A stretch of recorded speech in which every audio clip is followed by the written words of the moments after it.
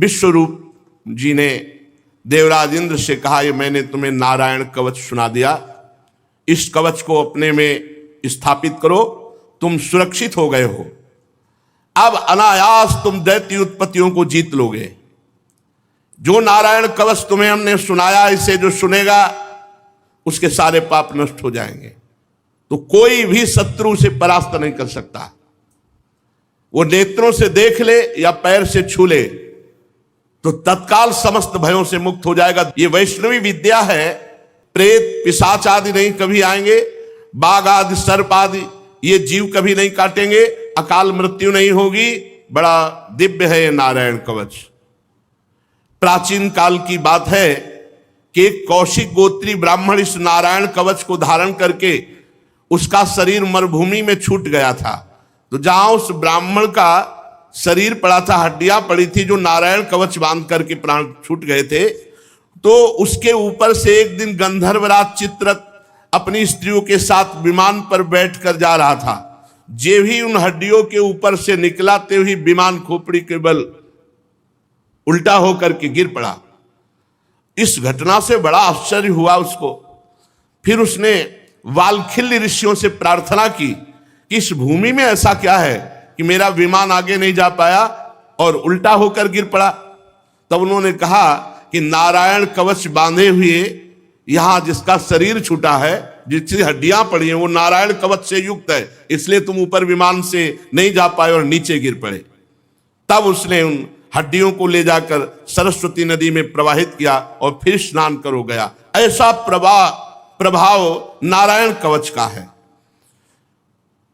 भगवान सुखदेव जी कहते हैं, परीक्षित, इस नारायण कवच को जो समय पर सुनता, कोई भी इस वैष्णवी विद्या पर प्रहार नहीं काम कर सकता। तंत्र मंत्र मारण वशीकरण उच्चाटन भूत प्रेत कोई भी, ये पक्की बात। विश्व रूप से ये वैष्णवी विद्या सब देवताओं को मिली और रणभूमि में असुरों को पराजित कर दिया। पर कपटी को कभी अपना मित्र नहीं बनाना चाहिए और स्वार्थी को कभी शिष्य नहीं बनाना चाहिए। अगर कपटी को मित्र बनाओगे तो धोखा मिलेगा और स्वार्थी को शिष्य बनाओगे तो हानि हो जाएगी। वो अपने गुरु पर ही प्रहार कर देगा। स्वार्थी नहीं देखता कि अपराध क्या है या लाभ क्या है, वो स्वार्थ में अंधा हो जाता है। बहुत से ऐसे उदाहरण हैं। तो इंद्र देवता बड़े स्वार्थी हैं। जब जरूरत पड़ी थी तो गुरुदेव प्रणाम और नमस्कार, जब नारायण कवच पहनाकर विश्व विजयी बनाकर त्रिभुवन पति पर पद पर बैठाल दिया, तब देखो क्या व्यवहार करते हैं। स्वार्थी का व्यवहार कैसा होता है। 3 रूप सिर थे विश्वरूप जी के, 3, जैसे ब्रह्मा जी के 4 मुख, तो विश्वरूप जी के 3 मुख थे। एक मुंह से वो सोमरस पान करते थे, दूसरे से सुरा पीते थे, तीसरे से अन्न खाते थे। पिता इनके त्वष्टा थे, ये देवताओं में श्रेष्ठ हैं। इसलिए ये जब यज्ञ करते तो ऊंचे स्वर से देवताओं की वृद्धि हो ऐसा आहुति देते और धीमे स्वर से दैत्यों की वृद्धि हो ऐसा आहुति देते, क्योंकि दैत्य कुल की माता थी, ये दैत्यों के भांजे हुए और त्वष्टा देवता थे, उनके ये पुत्र थे। तो जब गुरु पद पे बैठे तो उच्च स्वर से आहुति देते देवताओं की बल वृद्धि हो और धीमे स्वर से आहुति देते कि दैत्यों की भी, क्योंकि वो मामा है, माता उसी कुल की थी। देवराज इंद्र जब त्रिभुवन पति पद पर बैठ गए, नारायण कवच धारण कर लिया, विश्वरूप जी ने उनको जिता भी दिया। भले वो धीमे स्वर से आहुति पर गुरु पद में थे, तुम्हें जिता दिया, तुम्हें जो चाहिए वो मिल गया। देवराज इंद्र को सूचना मिली कि ये धीमे स्वर से आहुति देते हैं दैत्यों की बल वृद्धि की। इंद्र भयभीत हो गए। उन्होंने जाकर के बड़ी फुर्ती से 3 खोपड़ी काट ली गुरुदेव विश्वरूप जी की। बड़ा स्वार्थी, ये अक्षम्य अपराध। बस केवल एक बात से कि वो धीमे स्वर में आहुति अपने मामा की पक्ष में देते, उच्च स्वर से आहुति देवताओं की देते, क्योंकि देवता त्वष्टा उनके पिता थे और माता दैत्यवंश की थी। काट ली देवराज इंद्र ने तीनों गर्दन काट ली।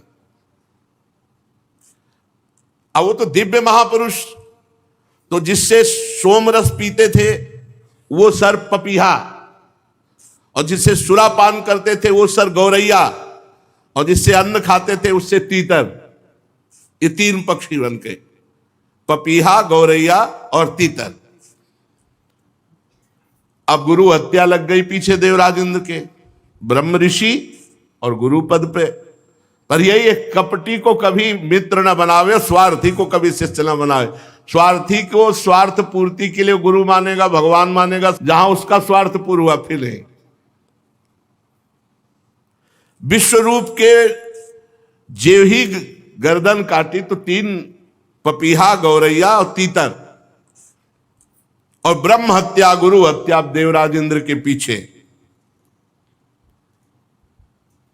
अब हटा सकते नहीं थे, इतनी सामर्थ्य नहीं थी। ब्रह्म हत्या ऊपर सवार हो गई, हाथ जोड़ करके कांपने लगे। बहुत उपाय किया, 1 वर्ष तक भयंकर पीड़ा, भयंकर कष्ट, कहीं ठौर नहीं। सिंहासन में बैठ नहीं सकते जाके। अब ये बड़े बड़े ऋषियों से पूछते हैं अपनी शुद्धि का उपाय। तब सब ऋषियों ने मिलकर के देवराज की जो गुरु हत्या करने पर ब्रह्म हत्या हुई उसके 4 विभाग किए। एक पृथ्वी को हिस्सा दिया, दूसरा जल को हिस्सा दिया, तीसरा वृक्ष को हिस्सा दिया, और चौथा स्त्रियों को हिस्सा दिया। ब्रह्म हत्या के 4 हिस्से कर दिए। पृथ्वी में यह वरदान दिया, पृथ्वी की जो ब्रह्म हत्या का स्वरूप है वो ऊषर भूमि है, और जल में जो ब्रह्म हत्या का स्वरूप है फेन बुदबुदा है, उसे हटा के ही गोता मारा जाता है। जब कभी जल में तो फिर ऐसे गोता मारा जाता है। ऊषर भूमि में कोई अनुष्ठान नहीं किया जाता, वो अपवित्र भूमि मानी जाती है। और वृक्ष में जो गोंद निकलती है, और माताओं बहनों में जो मासिक धर्म होता है, इसे ब्रह्म हत्या कहा जाता है। 3 दिन तक किसी भी तरह माता बहनों को रसोई स्पर्श करना या पवित्र कार्य करना निषेध किया गया है। 3 दिन तक एकांत सेवन करते हुए, अंदर भगवान नाम जप करते हुए व्यतीत करे। ये उस समय ब्रह्म हत्या का ये आवेश जो 3 दिन तक मासिक धर्म होता है, हमारी शास्त्रीय पद्धति ऐसा है। तो पृथ्वी में ऊषर भूमि, और उनको वरदान दिया कि कहीं भी कितना भी बड़ा गड्ढा हो, बिना भरे अपने आप पूर्ण हो जाएगा समय आने पर। और चतुर्थांश पृथ्वी को ब्रह्म हत्या का स्वीकार करना, वही ब्रह्म हत्या पृथ्वी में कहीं कहीं ऊषर के भूमि के रूप में दिखाई देती है।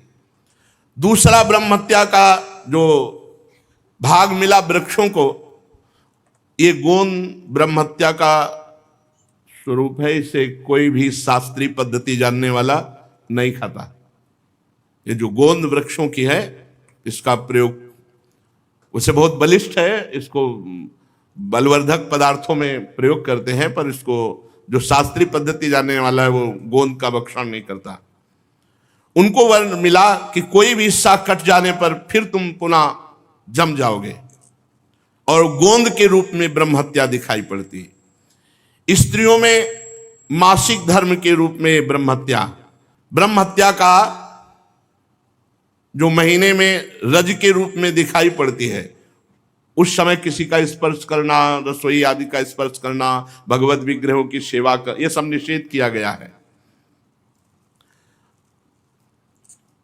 जल ने जो चतुर्थांश स्वीकार किया वो फेन बुदबुदा काई, और उनको वर मिला कि कितना भी खर्चा किया जाए तुम घटोगे नहीं, बढ़ते ही जाओगे, तुम्हारी बढ़ती। इस तरह जो ब्रह्म हत्या थी वो 4 भागों में ऋषियों ने मिलकर के विभाजित किया। पृथ्वी, जल, वृक्ष और स्त्रियां। ऊषर भूमि, फेन बुदबुदा काई, गोंद और मासिक धर्म। अब विश्वरूप की मृत्यु के बाद उनके पिता त्वष्टा बहुत दुखी हुए कि बड़े छलिया देवता हैं, जरूरत पड़ी तो आए, गुरु के पद में वर्ण किया और जब काम हो गया तो गर्दन उड़ा दी। बहुत विचित्र है। तो उन्होंने एक यज्ञानुष्ठान किया कि हम अपने पुत्र का बदला लेंगे। हतपुत्रस् ततस्त्वष्टा जुहावेन्द्राय सत्रवे, इंद्र सत्रो विवर्धस्व मां चिरम जहि विद्विषम। विश्वरूप की मृत्यु के बाद त्वष्टा ने एक यज्ञ किया, हे इंद्र सत्रो, तुम्हारी अभिवृद्धि हो और शीघ्र से शीघ्र तुम अपने शत्रु को मार डालो। इस मंत्र से इंद्र का शत्रु उत्पन्न करने के लिए यज्ञ किया। यज्ञ समाप्त होने पर अनुहार पचन नामक अग्नि, दक्षिणाग्नि से जो ही यज्ञ पूर्ण हुई तो एक बड़ा भयावना दैत्य प्रकट हुआ। ऐसा विकराल आकाश तक बड़ा हुआ मानो साक्षात काल ही हो। अब ये लोकों का मानो प्रलय कर देगा। ऐसा त्वष्टा के पुत्र विश्वरूप जी की जब देवताओं ने, देवराज इंद्र ने वध कर दिया तो त्वष्टा को बड़ी नाराजगी हुई। उन्होंने यज्ञ किया और ऐसा भयानक दैत्य प्रकट किया।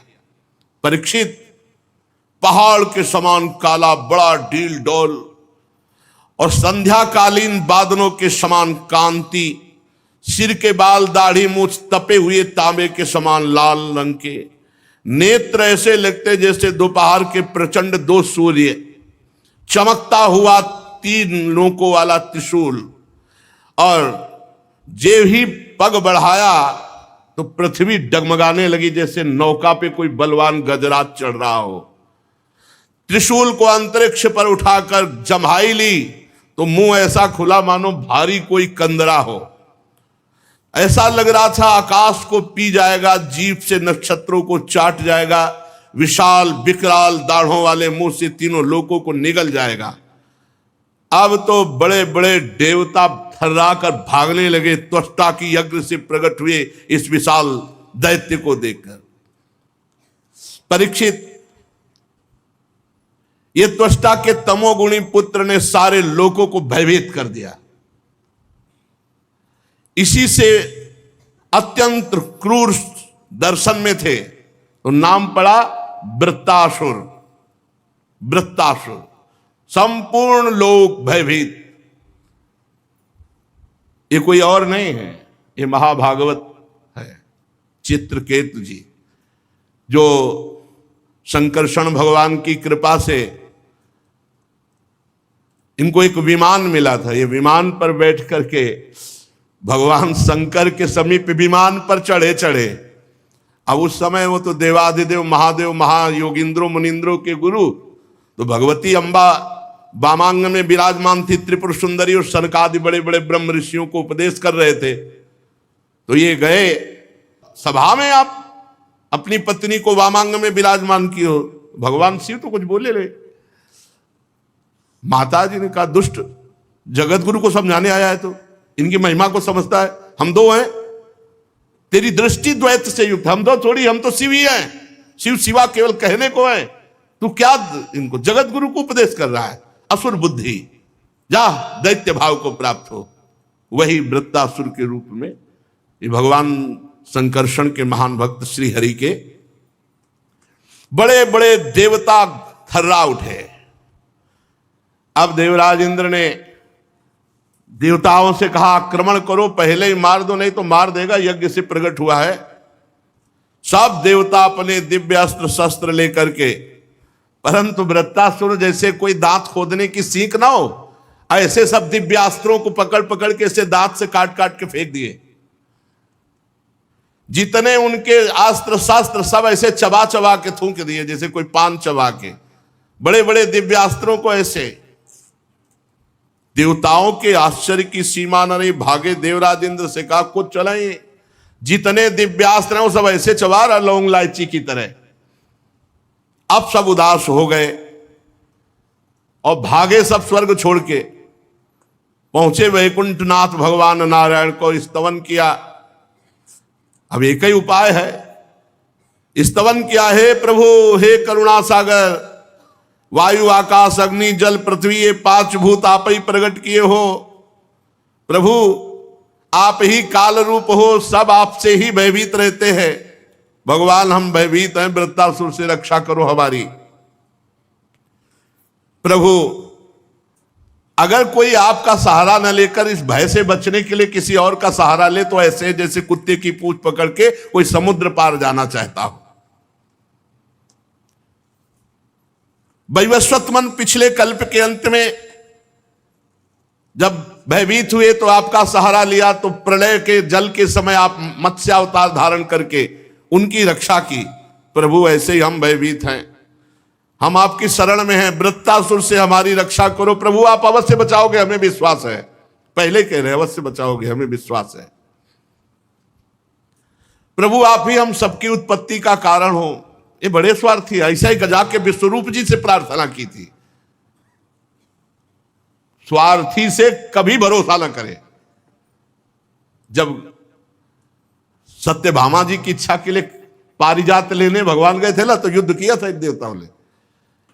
जरूरत पड़ी तो घुटने टेक दिए, और जब समझा कि अब जरूरत नहीं है तो युद्ध शुरू कर दिया भगवान से। स्वार्थी से कभी विश्वास नहीं। इसीलिए एकमात्र हेतु की कृपाल भगवान श्री हरि है। प्रभु आपकी कृपा से हम विपत्ति से बच सकते हैं, हमें संकट से पार करो। उदार शिरोमणि, हम देवता लोग आपके ही जियाए जी रहे, आपके ही कल्याण करने से निर्भय हैं। बड़ी विनय की प्रभु आप ही आप। श्री सुखदेव जी कहते हैं, महाराज देवताओं ने इस प्रकार भगवान की स्तुति की तो भगवान प्रकट हो गए, और भगवान के शरतकालीन कमल के समान खिले हुए नेत्र 16 पार्षद भगवान की सेवा में। बड़े ही सुंदर भगवान का सौंदर्य, वक्षास्थल श्रीवत्स का चिन्ह, गले में कौस्तुभ मणि। सब देवता साष्टांग धरती पर लौट गए। दृष्ट्वा तम वनौ सर्वौ ईक्षणाह्लाद विक्लवाहा दंडवत पतिता राजन छनैरुत्थाय तुष्टौ। भगवान को देख सब साष्टांग दंड के समान लेट गए। धीरे धीरे उठे हाथ जोड़ करके, फिर भगवान से, हे भगवान आप ही यज्ञ में स्वर्ग आदि देवताओं को शक्ति देने वाले हो, आप ही यज्ञ के फल देने वाले हो, आप ही यज्ञ में विघ्न डालने वाले दैत्यों का नाश करने वाले हो। इसलिए प्रभु हम आपको बार बार नमस्कार करते हैं। आपके अनंत नाम हैं, आपके नामों की सीमा नहीं है। प्रभु सतोगुण रजोगुण तमोगुण, इन तीनों गुणों के अनुसार उत्तम मध्यम निकृष्ट गतियां वो सब आप देते हो, आप ही गतियां देने वाले हो। प्रभु इस कार्य कारण जगत रूप के स्वामी आप ही हो। हे भगवान आपकी अगणित महिमा है, आपकी लीला का रहस्य जानना बड़ा कठिन है। हे भगवान हम ठीक ठीक सृष्टि के कार्य को समझ नहीं पाते, कब क्या कैसा, और ये सब आप करने वाले हो। प्रभु आप अंतर्यामी हो, आप अंतरात्मा हो। नाथ श्रुतियां आपका केवल नेति नेति कह के वर्णन करती है। हे मधुसूदन आपकी महिमा रस का अनंत समुद्र है। उन्हें नन्हे से सीकर एक बार थोड़ा सा कोई आनंद चख ले तो परमानंद में डूब जाता है। प्रभु जो थोड़ा सा नाम का स्वाद चख ले, थोड़ा सा आपकी महिमा प्रेम रस की चख ले, तो उसको लोक परलोक के सारे विषय विष के समान लगने लगते हैं। वो सब भुला देता है और आपके प्रेम में उन्मत्त हो जाता है। जानते हैं देवता ये बात, लेकिन वो प्रेम में मगन नहीं हो सकते, इतना विषय विलासिता है। हे मधुसूदन आपके प्यारे भक्तजन आपके चरण कमलों की सेवा में मगन रहते हैं, और जो आपकी चरण सेवा में मगन रहते हैं जन्म मृत्यु रूप संसार चक्र कभी उनको छू नहीं सकता। कल्याण का कल्याण हो गया। प्रभु आपकी महिमा त्रिलोकी में कोई गा सके ऐसा। आप हमारे पिता हैं, पितामह हैं, सब कुछ है, आप हमारी रक्षा कीजिए। हे प्रभु इस वृत्तासुर से हमारी आप रक्षा कीजिए। आप अचिंतेश्वर संपन्न जगत के परम गुरु हैं, सर्वशक्तिमान श्री कृष्ण। हम नहीं जानते कि कितना बल है वृत्तासुर का, पर इतना जानते हैं कि वो स्वर्ग को निगल सकता है। हमारे अस्त्र शस्त्र से सब चबा गया, अगर आप उपाय नहीं बताओगे तो स्वर्ग को निकल जाएगा, वो तीनों लोकों को ग्रस जाएगा। प्रभु आप मार डालो, प्रभु आपकी कीर्ति होगी, आप मार डालो, आपकी बड़ी प्रशंसा होगी। अब जब हे प्रभु हम आपको नमस्कार करते हैं, जब देवताओं ने भगवान की स्तुति इस तरह की तो भगवान ने कहा ठीक है, हम आप पर प्रसन्न हैं। देव शिरोमणियों, जब हमारा कोई आश्रय ले लेता है तो हर संकट से हम उसे बचाते हैं। अब कोई ऐसा संकट नहीं है जो दुर्लभ हो और हटाया ना जा सके। जो पुरुष मेरी शरण में आ जाता है मैं उसकी इच्छा की पूर्ति कर देता हूं। मुक्ति चाहता है तो मुक्ति, भोग चाहता है तो भोग, जो चाहता है, संकट निवृत्ति चाहता है तो संकट निवृत्ति। पर जो मेरी आराधना करते हैं वो जब मेरे से विषय मांगते हैं, ध्यान से सुन लेना, जो मेरी आराधना करते हैं मेरे भक्त हैं, और जब वो मेरे से विषय मांगते हैं तो जैसे रोगी से कोई कुपथ्य मांगे तो नहीं देता, ऐसे मैं उसे नहीं देता। हमारे भगवान कितने कृपालु हैं। रोगी से जैसे कुपथ्य मांगे मरीज तो नहीं देता, ऐसे जब मेरे भक्त मेरे से विषय मांगते तो मैं उसे नहीं देता। मैं वृत्तासुर को तो नहीं मारूंगा, लेकिन मारने का उपाय बता दूंगा, क्यों भगवान का भक्त है। वृत्तासुर जी भगवान के भक्त हैं, बड़े अनन्य भक्त हैं। देर मत करो, जाओ दधीचि ऋषि के पास जाओ। उनका शरीर परम पवित्र हो चुका है, उपासना, व्रत, तपस्या, भजन से रोम रोम, नस नाड़ी, हड्डी सब पवित्र हो गई है। उनसे उनका शरीर मांग लो। दधीचि ऋषि ब्रह्मबोध संपन्न महापुरुष है। जो ही शरीर मांगोगे वो दे देंगे। ब्रह्मबोध संपन्न महापुरुषों को शरीर से तनिक भी प्रियता नहीं होती। अश्वनी कुमारों को घोड़े के सिर से उपदेश करने के कारण उनका एक नाम अश्वशिरा भी है। उनकी उपदेश की हुई अध्यात्म विद्या के प्रभाव से अश्वनी कुमार जीवन मुक्त हो गए हैं। जाओ अथर्ववेदी दधीचि ऋषि से ये जो नारायण कवच तुमने सुना, ये दधीचि ऋषि ने त्वष्टा को सुनाया, त्वष्टा ने विश्वरूप को, विश्वरूप ने तुम्हें, उसी से तुम विजय को प्राप्त हुए और उन्हीं विश्वरूप को मारा। इसीलिए त्वष्टा ने बदले के लिए इनको प्रकट किया है। जाओ तुम मांगो जाकर शरीर दधीचि ऋषि से, और अश्वनी कुमार को साथ ले जाना, वो अवश्य दे देंगे। फिर उनके शरीर से उनकी हड्डियां निकालना और उन हड्डियों को विश्वकर्मा के द्वारा एक आयुध अस्त्र तैयार करना। उस अस्त्र में इतनी सामर्थ्य होगी कि वृत्तासुर का सर काट लेंगे, अन्यथा कोई अभी तक अस्त्र ही नहीं है। दिव्यास्त्रों को तो लौंग इलायची की तरह वृत्तासुर जी चबा रहे थे। वृत्तासुर के मर जाने पर तुम लोगों को फिर से तेज अस्त्र, शस्त्र और संपत्तियां प्राप्त होंगी। जाओ, तुम्हारा कल्याण हो। और संभावी जो मेरी शरण में आ जाता है उसके सारे संकटों की निवृत्ति हो जाती है। श्री सुखदेव जी कहते, परीक्षित, विश्व के जीवन दाता श्री हरि इंद्र और देवताओं को ऐसा आदेश देकर अंतर्धान हो गए। अब देवता लोग अथर्ववेदी दधीचि ऋषि के पास जाकर के साष्टांग दंडवत की और दधीचि ऋषि से कहा कि भगवान ने आदेश किया है कि आप अपना शरीर हमें दे दो। देवताओं की ये बात सुनकर दधीचि जी बहुत हंसे आनंद में, और देवताओं से कहा, देवताओं क्या तुम्हें बात पता नहीं कि सबको अपना शरीर कितना प्रिय है और मरते समय कितना भयानक कष्ट होता है। जब तक चेत रहता है तब तक असह्य पीड़ा होती प्राणों के त्यागने में, और जब मूर्छित हो जाता है तो बात अलग है। जीव को जगत में जीवित रहने की बड़ी इच्छा होती है, ये शरीर बड़ा अनमोल प्रिय वस्तु है और तुम मांग रहे हो कि शरीर दे दो। कौन होगा जो शरीर देने का साहस करेगा?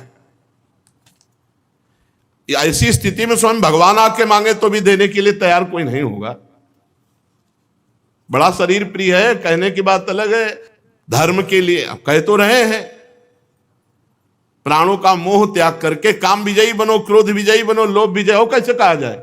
शास्त्र कह रहे हैं, गुरु कह रहे हैं, भगवान कह रहे हैं, मान लो ना। ये बात परीक्षा के लिए कही थी। अब देवता क्या बोलेंगे? नहीं, दधीच ऋषि ब्रह्म ऋषि है, इनको बिल्कुल शरीर से कोई लगाव नहीं। देवताओं ने कहा, ब्राह्मण आप ऐसा कैसे कह सकते हैं? आप तो बड़े उदार हैं। आप घबरा गए कि एक ही उपाय है, इनकी हड्डियों से बने, और वो कह रहे हैं हमें शरीर बड़ा प्रिय है, शरीर कैसे छोड़ा जाए? छोड़ने में तो बहुत कष्ट है। आप जैसे दयावान महापुरुष ऐसा कैसे कह सकते हैं? अरे भगवान ने आपकी प्रशंसा की है और आपका लोक में बड़ा यश होगा, बड़ी प्रशंसा होगी। और देखो जो बड़े महापुरुष होते हैं वो दूसरों के हित के लिए सब कुछ न्यौछावर कर देते। बड़े बड़े बुद्धिमान देवता है अपना काम बनाने में। भगवान इसमें संदेह नहीं कि हम लोग स्वार्थी हैं, कह रहे हैं, ये तो पक्की बात कह रहे हैं।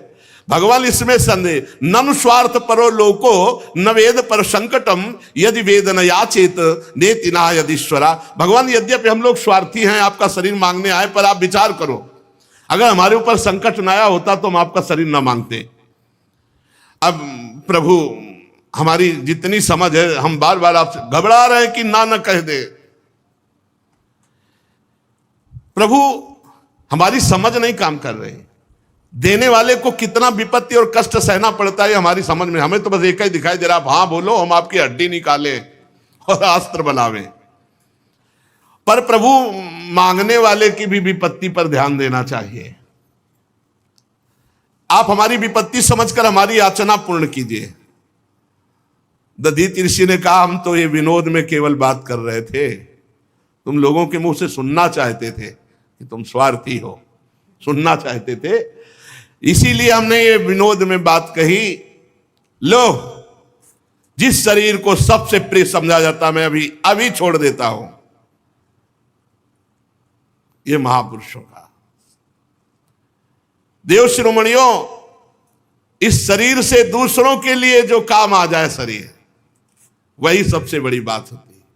नहीं तो क्या पेड़ पौधे और शरीर में क्या फर्क, अगर ये शरीर दूसरों के काम में ना आए। जिंदगी का परम रहस्य ये कि जन्म से लेकर मरण तक कोई एक ऐसा तो कार्य कर लो जो दूसरे की रक्षा की हो, दूसरे के काम में आया हो।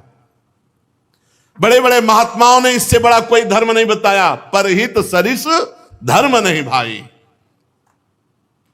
मनुष्य शरीर का सबसे बड़ा धर्म है किसी दुखी के दुख को दूर कर दो, किसी असहाय की सहायता करो, किसी बूढ़े के 2-4 साल कपड़े धो दो, उसका मल धो दो, उसकी सेवा कर दो। यही मनुष्य का शरीर का जो लाभ है। अब ये नौजवान आजकल के अपने बूढ़े माता पिता को जो अवसर मिला है परम धर्म का, उनकी सेवा न करके उनके डांट लगाते हैं, पीटते हैं, अवहेलना करते हैं, सब नरक गामी होते हैं।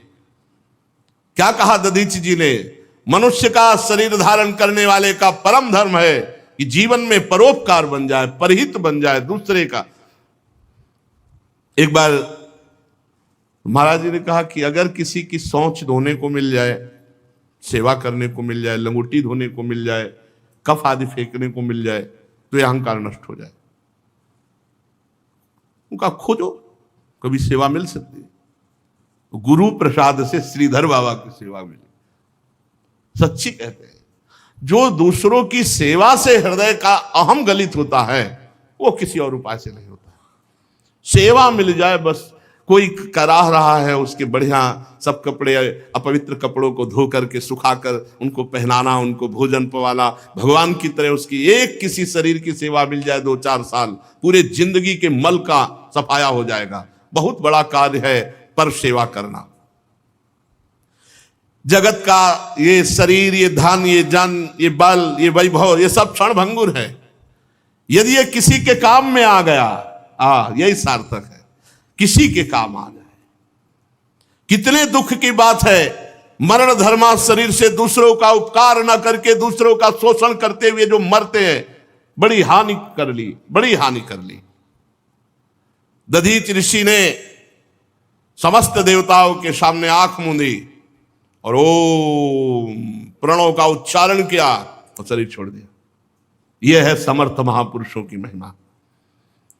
परब्रह्म परमात्म तत्व में स्थूल शरीर को छोड़ करके विलीन हो गए। वो इंद्रिय विजेता थे, प्राण विजेता, मन विजेता, बुद्धि विजेता, तत्वमयी दृष्टि। और उनको पता भी नहीं चला कि हमारा शरीर कब छूट गया। ऐसे स्वरूप में स्थित महापुरुष लिखा है।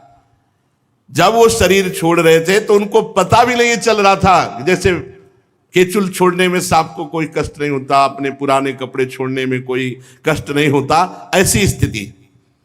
यथाक्षा सुमनो बुद्धिस तत्वदृक् ध्वस्त बंधन आस्थिता परमम योगम न देहम बुबुधे गतम। कब छूट गया शरीर पता ही नहीं चला, ऐसी ब्रह्म स्थिति। अब तो विश्वकर्मा के द्वारा महर्षि दधीच की हड्डियों से अस्त्र बनाया गया, जिसका नाम हुआ वज्र। वज्र अब दधीच ऋषि की अस्थियों से बना हुआ वज्र हाथ में लेकर समुद्र मंथन से निकले हुए ऐरावत हाथी पर विराजमान हुए। ऐरावत हाथी समुद्र मंथन से निकला। सब देवता लोग सेना उनके साथ त्रिलोकी को हर्षित करते हुए वृत्तासुर वध के लिए धावा बोल दिया देवराज इंद्र ने। ठीक वैसे ही जैसे भगवान रुद्र क्रोधित होकर स्वयं काल पर आक्रमण कर रहे हो। सेनापतियों के मन में बड़ा उत्साह था कि भगवान ने कहा है इस अस्त्र से वो मारा ही जाएगा। नर्मदा के तट पर दैत्यों ने आवाहन किया, ललकारा। देवता वहां देवराज इंद्र हाथ में वज्र लिए, रुद्र वसु आदित्य दोनों अश्विनी कुमार, पितृगण अग्नि मरुदगण ऋभुगण साध्यगण विश्व देवता, ये सब। और वृत्तासुर आगे अकेले पूरी पृथ्वी को डगमगाता हुआ और पीछे दैत्य सेनापति उसकी नमुची संबर अनर्वा द्विमूर्धा ऋषभ अंबर हयग्रीव शंकुशिरा विप्रचित्री अयोमुख पुलोमा बृहस्परमा प्रहेति हेति उत्कल सुमाली माली, हजारों दैत्य पीछे। और दैत्य तो वैसे ही घमंडी स्वभाव के होते हैं, सिंहनाद कर रहे थे और देवसेना पर प्रहार करने लगे। गदा परिक बाण प्रास मुदगर तोमल शूल फरसा तलवार तोप भुषुंडी, इन सब से देवताओं को ढक दिया। कोई भी देवता ऐसे नहीं दिखाई दे रहा था जैसे बादल से सूर्य भगवान ढक जाए। परीक्षित, लेकिन ऐसा प्रभाव वज्र का, एक वज्र के प्रहार से हर अस्त्र के हजारों टुकड़े हो गए, क्योंकि ब्रह्म ऋषि दधीच की हड्डियों से बना हुआ हजार हजार टुकड़े एक एक अस्त्र के कर दिए। इतना दिव्यास्त्र वज्र। और प्रभाव यह कि दिव्यास्त्र वज्र के प्रभाव से किसी के पास कोई अस्त्र नहीं रह गया। दैत्यों के पास अस्त्र ही नहीं रह गए, सब नष्ट हो गए, अंतर्ध्यान हो गए। इतना दिव्य प्रभाव वज्र का, क्योंकि महान तपस्वी भजनानंदी भगवत प्राप्त महात्मा दधीच की हड्डियों का अस्त्र। तब वो देवसेना पर पर्वत उखाड़ उखाड़ के बरसाने लगे, बड़े बड़े पर्वत। तो जैसे अस्त्रों को काट दिया था वज्र ने, ऐसे पर्वतों को धूल बना के उड़ा दिया वज्र ने। जब वृत्तासुर ने देखा कि हमारे अनुयायी तो हर तरह से हार रहे हैं, तो एक भी देवता सकुशल ना बचे, इसलिए दुर्मद महाबली पृथ्वी को डगमगाता हुआ आगे बढ़ा। जैसे भगवत विमुख पुरुष का भगवत भक्त के ऊपर किया हुआ मारण मोहन वशीकरण उच्चाटन सब व्यर्थ हो जाता है, ऐसे ही दैत्यों का घमंड तो नष्ट हो गया वज्र के प्रभाव से। और वृत्तासुर को ही अकेले छोड़ के सब भाग पड़े दैत्य, कोई टिका नहीं, सबके अस्त्र गायब हो गए, नष्ट हो गए। वृत्तासुर धीरे धीरे महान मद से युक्त आगे बढ़ा। देवता देखकर भयभीत होकर भाग गए, देवताओं की जो सेना थी, जब देखा कि वृत्तासुर आ रहे हैं तो अस्त्र नहीं चलाए, देखा ही के वापस हो गए, क्योंकि इतना भयानक स्वरूप, इतना बलवान। तुम लोग मृत्यु से क्यों भयभीत हो रहे हो, युद्ध भूमि से क्यों भाग रहे हो, ललकारा वृत्तासुर ने। कोई बात नहीं सुन रहा है इस समय, मतलब पहाड़ का पहाड़, आकाश को घेरे हुए वृत्तासुर। वृत्तासुर देवताओं से क्रोध से तिलमिलाता हुआ, ओठ को चबाता हुआ, और जो देव सेना डटी हुई थी, पैरों से ऐसे जैसे कोई घास फूस रौंदे, ऐसे देवताओं को रौंदता हुआ आगे बढ़ा और डांटा, ए क्षुद्र देवताओं, कायरो, रणभूमि में पीठ दिखा के भागने में तुम्हें शर्म नहीं आती? तुम सूरवीर मानते हो अपने को, डरपोको, तुमको जहां प्रशंसा मिलती वहीं गरजते हो, स्वर्ग में देवता बने पूजते हो, आओ हमारे सामने। तुम्हारे मन में अगर किसी के भी युद्ध का उत्साह हो तो सामने आओ, क्षण भर कोई नहीं टिका। वृत्तासुर इतना बड़ा बलवान डील डोल का था कि देवता सब छोटे छोटे लग रहे थे, और क्रोध में जब सिंहनाद किया तो अचेत हो गई देवसेना। वृत्तासुर जी ने गर्जना जब की तो मूर्छित हो गए देवता। देवता मूर्छित है, ऐसा लग रहा है जैसे बिजली गिर गई हो सबके ऊपर, और उनको पैरों से रौंदते हुए आगे बढ़ रहा है। मदोन्मत्त गजराज जैसे कोई नरकट का बन रौंद डाले, ऐसे मूर्छित देवताओं को। रणबाकुला वृत्तासुर हाथ में त्रिशूल लिए और नेत्र बंद के भयभीत देवसेना को कुचल रहे थे पैरों से। वज्रपाणी देवराज इंद्र ये करतूत सह न सके, और उन्होंने एक भयंकर गदा चलाई वृत्तासुर पे। वृत्तासुर ने देखा देवराज इंद्र ने गदा चलाई है, तो बाएं हाथ से ऐसे पकड़ लिया, उसे मीस के फेंक दिया, और जब उसको मीस के फेंका तो देवराज इंद्र के वाहन ऐरावत के माथे पे लगी, तो घुटने टेक दिए ऐरावत ने। इंद्र ने प्रशंसा की, वाह वीर वाह, ऐरावत को कोई घुटने टिका सके, ऐसा वीर नहीं। खून उगलता हुआ देवराज इंद्र का ऐरावत हाथी घुटने के बल हो गया। होश आया तो 28 हाथ पीछे गिरा जाके, चक्कर ऐसा 28 हाथ पीछे। देवराज इंद्र ने अपने ऐरावत पर दाहिने हाथ का अमृत सा भी हाथ है, जो ऐसे ही किया तो पूर्ण स्वस्थ। युद्ध धर्म के मर्मज्ञ वृत्तासुर ने कोई प्रहार नहीं किया, शांत। अमृत सावी हाथ से जब ऐरावत की व्यथा मिट गई, फिर स्वस्थ हुआ, रणभूमि में आ गया। वृत्तासुर ने देखा अपने गुरु विश्वरूप का वध करने वाला ये देवराज इंद्र है, और दधीच की हड्डियों से बना हुआ वज्र लेकर हमारे सामने आ गया है। तब कहा, ए क्रूर पाप कर्मा, वैसे तू लड़ने लायक भी नहीं है, क्योंकि तू ऐसा अपराध करता है, पर मेरा आज बड़ा सौभाग्य का दिन है। पहला सौभाग्य कि विश्वरूप जैसे ब्रह्म ऋषि गुरु के हत्यारे को आज मैं मारूंगा। दूसरा सौभाग्य मैं तुम्हारे हाथ में देख रहा हूं, अगर नहीं मार पाया तो तू मुझे मारेगा, क्योंकि ये दधीच ऋषि ब्रह्म ऋषि की हड्डियों से बना हुआ वज्र है, ये निष्फल नहीं जाएगा। मेरा तो सौभाग्य ही है। अगर तुझे मार पाया तो मैं भाई के ऋण से उऋण हो जाऊंगा, क्योंकि त्वष्टा के वो पुत्र थे, त्वष्टा जी ने इनको भी प्रकट किया था। और अगर तेरे द्वारा मारा गया तो अहोभाग्य, क्योंकि ब्रह्म ऋषि की हड्डियों के द्वारा बने हुए इस वज्र से मैं मारा जाऊंगा। तू कितना पापी है, वृत्तासुर जी कह रहे हैं। तू यज्ञ में दीक्षित होकर जिनको गुरु पद में, उन्हीं को विश्वास दिला करके तलवार से उनके तीनों सिर काट लिए।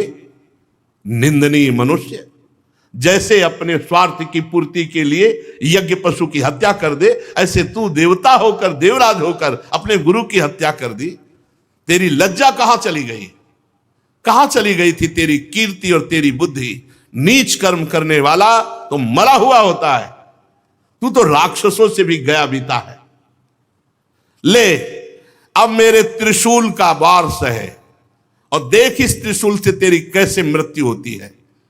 पापी, आग जैसे जलाती है ऐसे तुझे मेरा त्रिशूल जलाएगा और नरक में जाएगा, क्योंकि गुरु अपराधी है, वहां नारकी जीव तुझे नोच नोच कर खाएंगे। देवता होकर तेरे जैसा नीच कर्म करने वाला मैंने नहीं देखा। मैं अपने तीखे त्रिशूल से तेरी गर्दन काटूंगा और तेरे खून से अपने भाई को पितृ तर्पण करूंगा। शांत हुआ, घबरा गया। पहले शांत हुआ, फिर देवराज इंद्र का घबरा गया। अरे तू घबरा मत, तेरे हाथ में वज्र है और ये वज्र ब्रह्म ऋषि के अस्थियों से बना हुआ है। जब मैं त्रिशूल चलाऊं तो तू करना प्रहार, इसका प्रहार निष्फल नहीं जाएगा, मैं मारा जाऊंगा, घबरा मत। महाभागवत है, महाभागवत भगवान के परम प्रिय भक्त है। ये तो लीला है इनकी पार्वती जी के शाप से। देख, जब वज्र से मारा जाऊंगा तो मैं महापुरुषों की चरण रज का आश्रय लेने वाले महापुरुषों को जो गति होती है वो मेरी गति होगी। तू घबरा मत। देवराज, मैं तेरे सामने खड़ा हूं, तू मेरा शत्रु है और तेरे हाथ में जो है दिव्यास्त्र है, अमोघ है, ये व्यर्थ कभी नहीं होता, कभी व्यर्थ नहीं। देवराज इंद्र का वज्र कभी व्यर्थ, ये दधीचि ऋषि का प्रताप। तू संदेह मत कर कि जैसे तेरी गदा निष्फल हो गई तेरा वज्र भी निष्फल हो जाएगा। नहीं, ये अमोघ है, इसमें हरि विराजमान है और दधीचि ऋषि का तेज विराजमान। क्योंकि हरि जी ने बताया था ना, मैं देख रहा हूं इसमें हरि विराजमान है और दधीचि ऋषि का तेज विराजमान है। मेरे हरि ने मेरे मारने का उपाय तुझे बताया है और आज्ञा भी दी है, इसलिए ये वज्र कभी निष्फल नहीं होगा, डर मत। और एक बात सुन, जिस पक्ष में मेरे हरि होते हैं विजय उधर ही होती है, तेरी ही विजय होगी, डर मत, तेरी ही विजय होगी। विजय लक्ष्मी सारे गुण वहीं निवास करते जहां श्री हरि। देवराज, थोड़ा समय दे, मैं अपने चित्त को अपने भगवान में लीन करूं और जब इशारा करूं तब वज्र से प्रहार कर देना। क्योंकि मैं जहां बड़े बड़े मुनिजन ध्यान करके पहुंचते हैं, मैं उन प्रभु का वरण करूंगा, उन प्रभु को प्राप्त करूंगा, उन प्रभु के समीप जाऊंगा। इसलिए जब वज्र का प्रहार करना, जब मैं इशारा कर दूं, क्योंकि मुझे थोड़ा समय दे, मैं इस समय अपने भगवान का ध्यान करूं। समय दे देते हैं, थोड़ी देर भगवान का ध्यान करते, शेष चर्चा आगे। श्री राधा वल्लभ